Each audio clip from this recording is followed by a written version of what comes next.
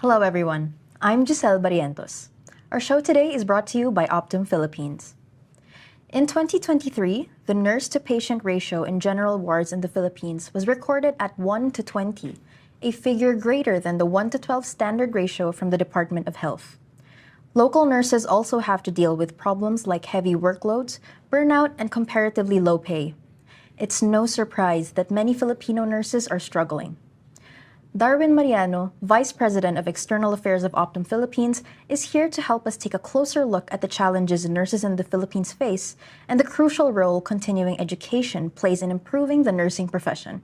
Hi, Darwin. Thank you for your time today. Thank you very much, Giselle. Yes, we're so excited to have you here. Okay, so before we dive into this issue, could you please talk to us about Optum first? So what is it entirely and when did you first begin? So Optum is one of the top healthcare providers in the country. We are part of the UnitedHealth Group, one of the largest healthcare organizations based out of the US. We are number 4 in the Fortune 500 list, and in that same magazine's ranking, we are among the most admired companies.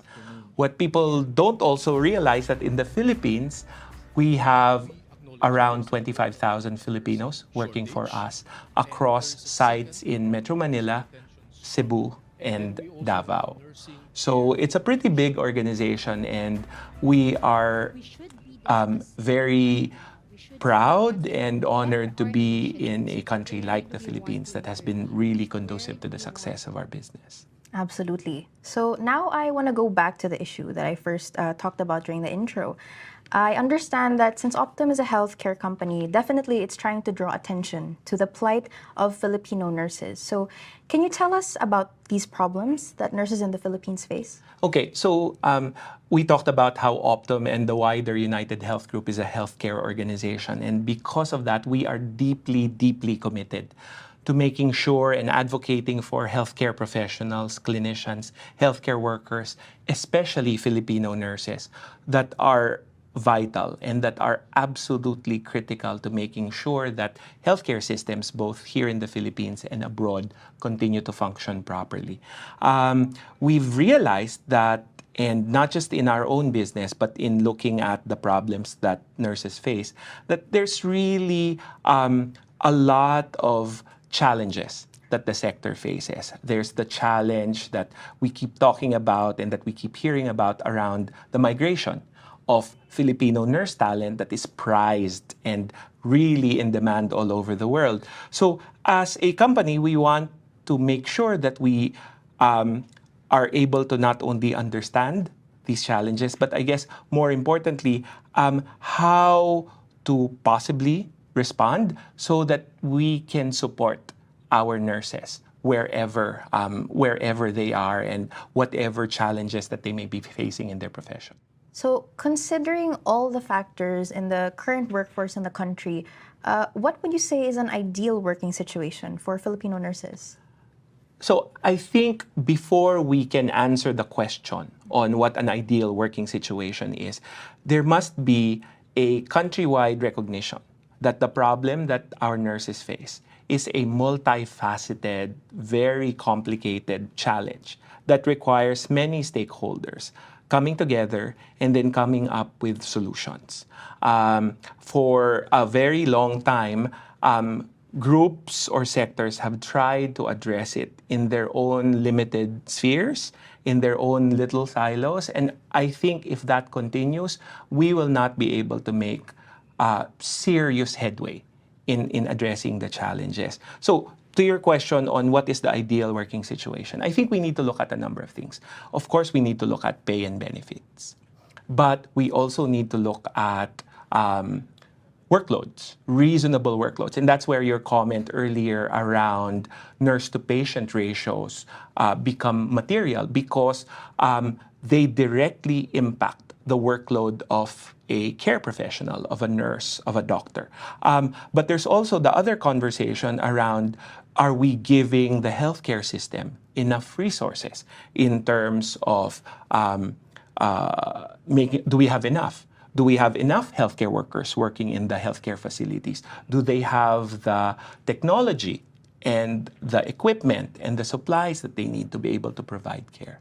But what, interestingly, Optum research is telling us is there's another important dimension to the nurse situation that is an important driver of their desire and their willingness to stay in practice, to stay in the profession. And that's the conversation around career progression. I don't think there is enough attention being brought to how do you make sure that when a nurse begins his or her journey in a healthcare organization, in a hospital, in a clinic, in government, or in a private sector institution, that you clarify what success will look like for that nurse if that nurse were to stay in practice, were to continuously improve his or her skills, were to continue to devote himself or herself to caring for others. Right. So it's not just growth in terms of compensation, it's a growth in, sense of fulfillment, in growing their personal careers. Yes, correct. Absolutely. And I think you alluded to the challenge of the nurse migration, and I think that's partly the driver.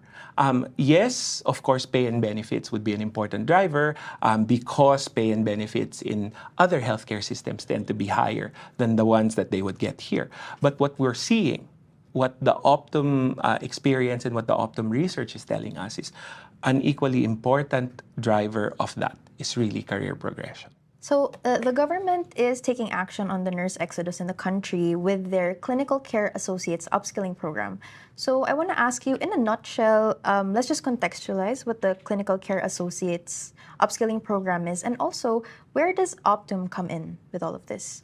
So based on what we understand from the Clinical Care Associates program is it is a mechanism by which nursing graduates pending passing of the nursing licensure exams are allowed to work in clinical care settings. At its core, it is an effort, we understand, on the part of government to make sure that our healthcare system continues to have the healthcare talent, the workforce that it needs to keep running in order to provide care for Filipinos.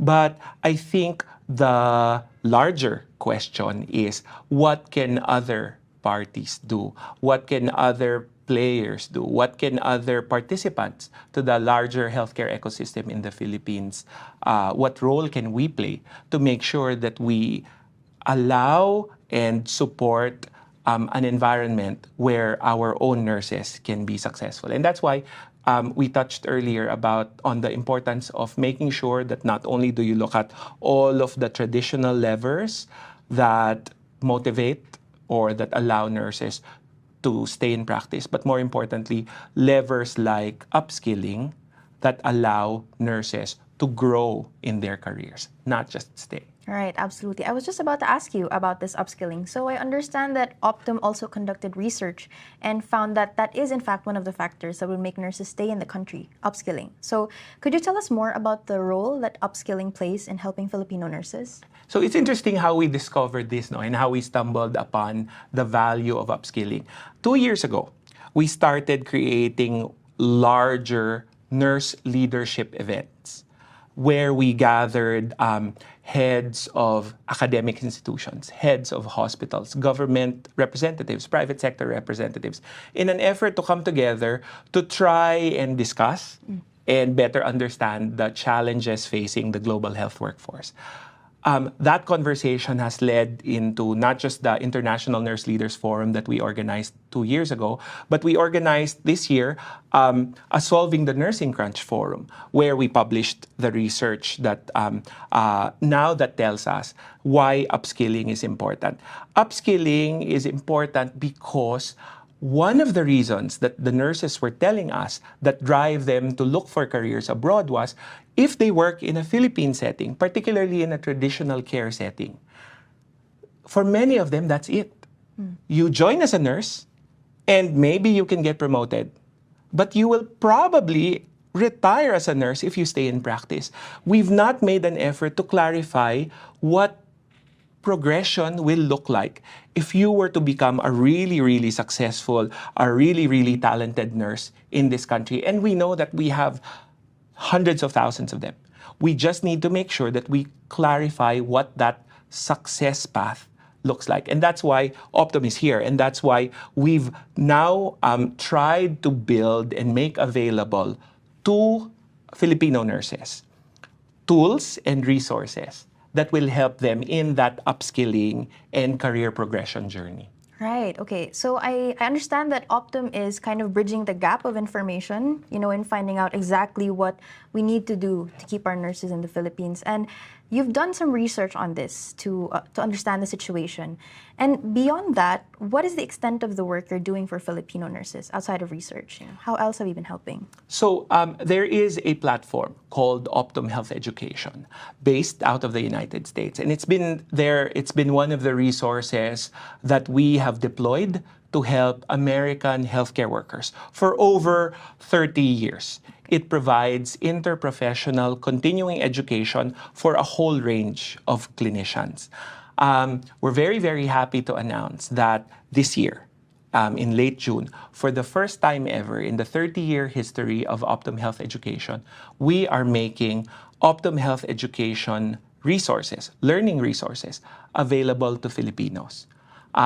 This is a program which we call Optum Health Education Global, and it will be available not just to Filipino clinicians and nurses working for Optum, but it will be available to all Filipino nurses in the Philippines. That's amazing to hear. I know that nurses have, tight shift schedules, and it might help them find it easier, to make time for learning by going on the Optum Health Educational Global platform.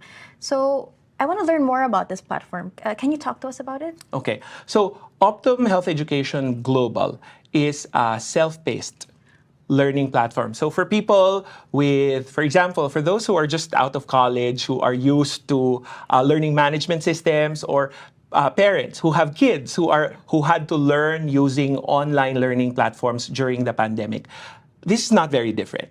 So it's an online platform that provides self-paced courses across a range of clinical disciplines.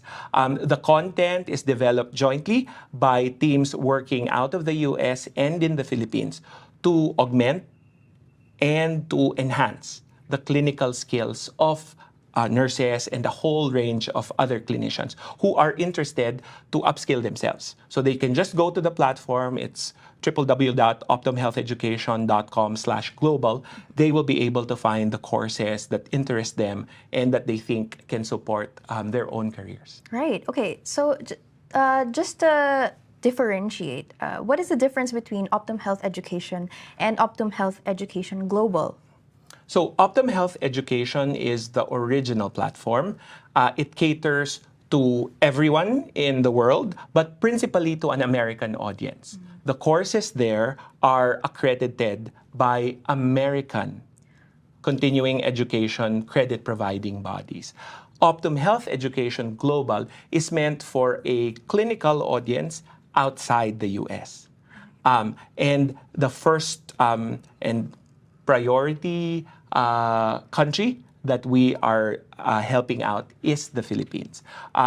In Optum Health Education Global, you will see our research, but more importantly, nurses who are interested can also look at course catalogs that they can study for free in order to be able to improve and enhance their practice. Okay, so how many courses are in that platform? Currently, in the Optum Health Education Global side of things, there are 27 courses.